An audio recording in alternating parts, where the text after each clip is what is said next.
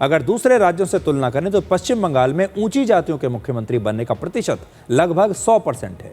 पंजाब में 91%, केरलम में 74%, उत्तर प्रदेश में 63%, बिहार में 41% और कर्नाटक में 25% मुख्यमंत्री ऊंची जातियों से आते हैं। देश के दूसरे राज्यों के मुकाबले पश्चिम बंगाल में पिछले 50 वर्षों में जाति की राजनीति बहुत मजबूत नहीं हो पाई।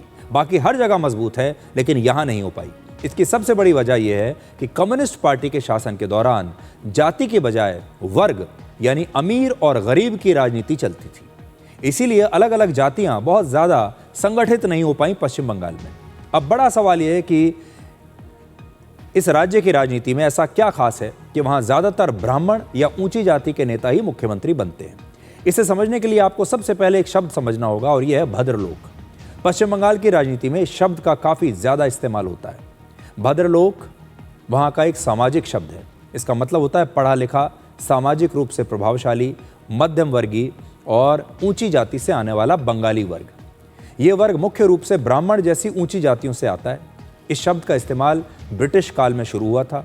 ये उन लोगों के लिए इस्तेमाल होता था जो ज़्यादा पढ़े लिखे थे और ब्रिटिश सरकार में नौकरी किया करते थे। आज़ादी के बाद इस वर्ग पर मार्क्सवाद का बहुत प्रभाव पड़ा और इनके दम पर ही कम्युनिस्ट पार्टी ने पश्चिम बंगाल में लगभग 34 साल तक राज किया और इसीलिए 34 वर्षों के कम्युनिस्ट शासन को भद्रलोक का शासन भी कहते हैं।